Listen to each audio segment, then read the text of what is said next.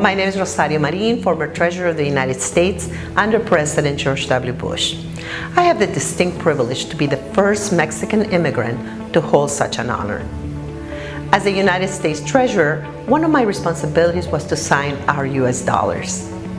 My job was to produce and protect the money of the United States. So I would like to talk to you about your money and to help you protect it. You see, it is your hard-earned money that funds our government. It is by you paying your taxes at the federal, state, and local levels that government exists to provide essential services like our military, our police, our roads and bridges, public education, and to respond to natural disasters. No one would argue against the need for government to provide those services. But when government starts to grow beyond these basic services, it becomes large, intrusive, inefficient, and bureaucratic. The bigger the government, the more opportunity for wasteful spending, and the higher the taxes you and I have to pay. Think about it this way. If you are a single filer and earn $40,000 a year, the federal government taxes you at 22%. A little bit over that amount a year, and it goes up to 24%. If you work hard, find success, and double that amount annually, the rate is 32%. And this amount is in addition to your local property, sales, and in some areas, income tax. That is a lot of your money for you and your family going to pay for an ever-growing government. Let's look at it in terms of the time you spend working to pay for the government. This year, Americans will work the longest to pay federal, state, and local individual income taxes.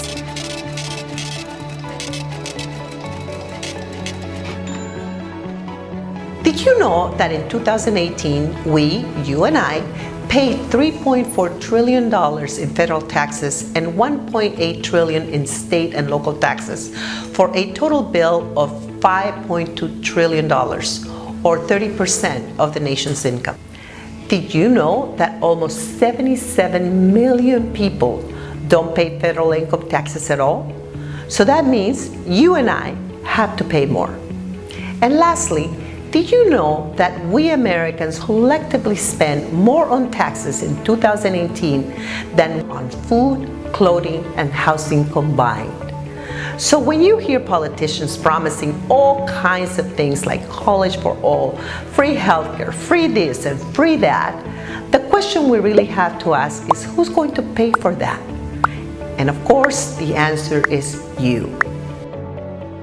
It is not the politicians. Gee, many of the laws they write don't even apply to them. Be careful not to confuse as generosity the politician who takes your money to give it to someone else. That's not generosity.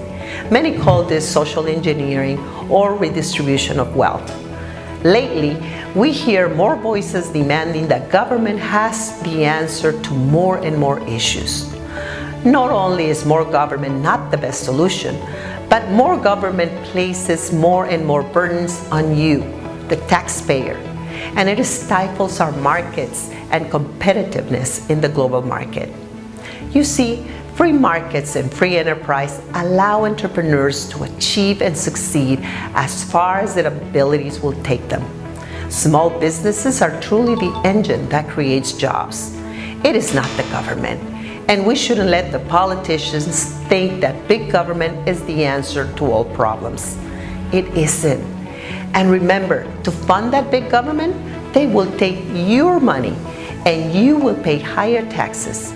So when you hear politicians wanting government to pay for more and more stuff, stop and think, is it a necessary government obligation? And how will we pay for it? Chances are they will not truly answer those questions. You work very hard to earn your dollar. You should keep as much of it as you can. That is what built this country, and that is why my family and so many others choose to live their lives here. So back to your money. You earned it, you deserve it, you should keep it. I'm Rosario Marin for HoLA, Hispanic Leadership Alliance, and I would love for you to share this video with your family and your friends. I'd like to hear your opinion about other topics we can cover. Thank you.